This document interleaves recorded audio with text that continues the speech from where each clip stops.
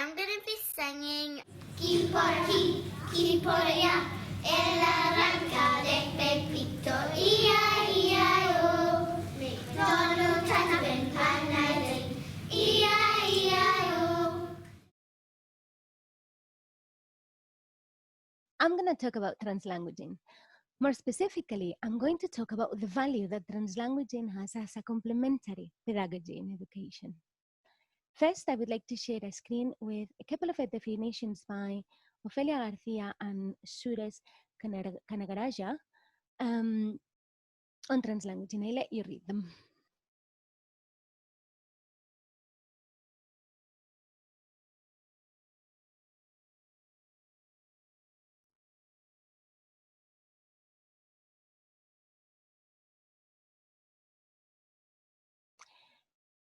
So by valuing and encouraging the use of home languages in the classroom, in the school, we are recognizing how multilinguals communicate.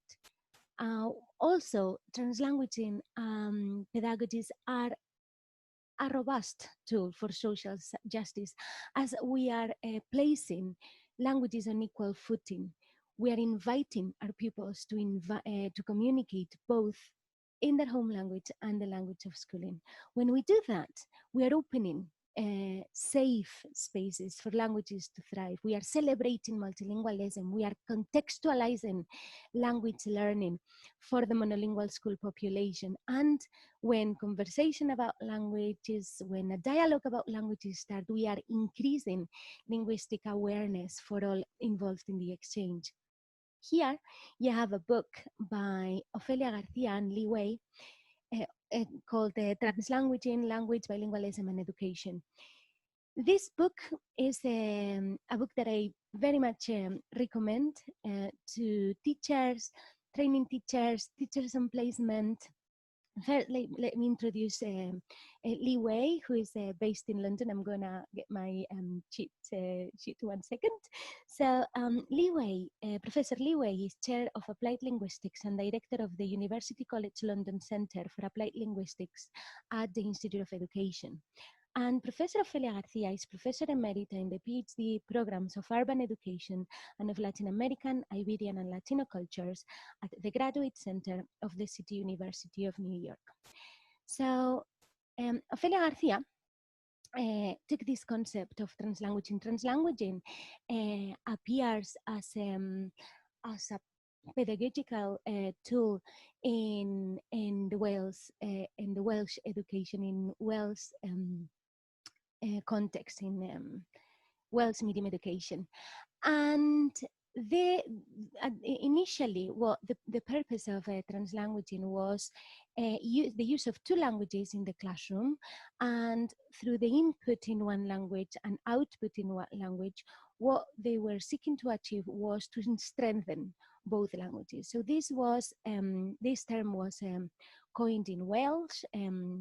It appears on an unpublished thesis by St. Williams in 1994, I think, and early 90s. And then Baker translates it into translanguaging, and then Ofelia García takes the concept, and the concept rapidly evolves in the US context, as you know, a highly multilingual and super diverse place for it to develop.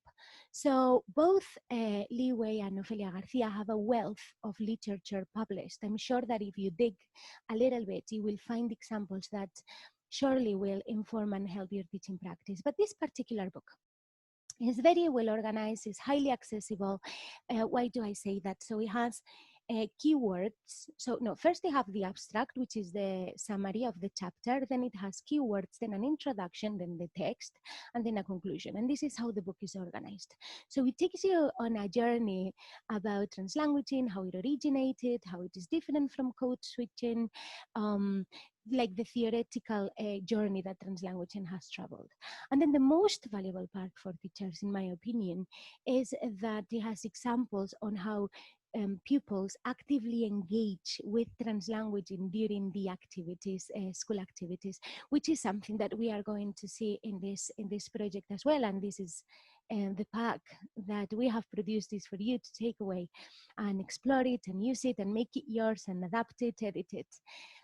etc. So there is also a chapter on translanguaging to teach, and there is a chapter on translanguaging in education, which has principles, challenges, and implications, I believe. Yes. So these really are the three, most relevant chapters to go through if you want to include translanguaging in your teaching practice. I'm not saying that the theoretical part is not valuable, not at all, because it really is. The book is really short.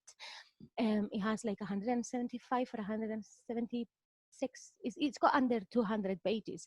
So it is a reasonable length book to have a look and and see whether you think that this. I'm sure, well, it's not whether you think, because the reality is that when you go, I think that when you see the project, this particular one, and when you read about other translanguaging examples, you will soon realize that translanguaging indeed happens in your classroom, only that perhaps you didn't call it by that name.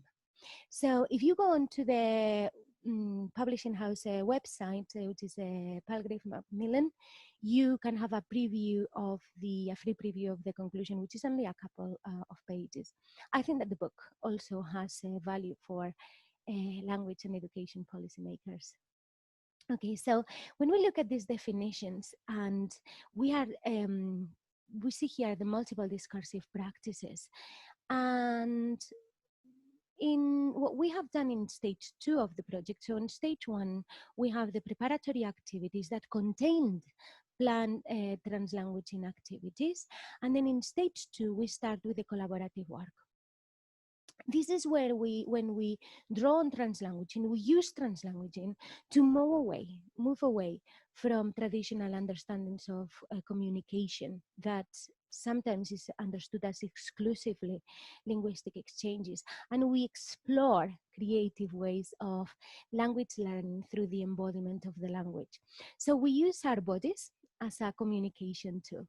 We use, for example, we assign actions to the different versions of the songs, to the same segments of the songs in the different languages have the same actions. We also use props. So we communicate with our bodies.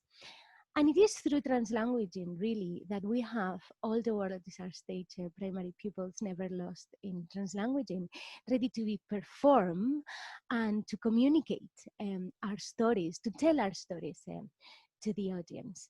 So, yeah, so this is pretty much it.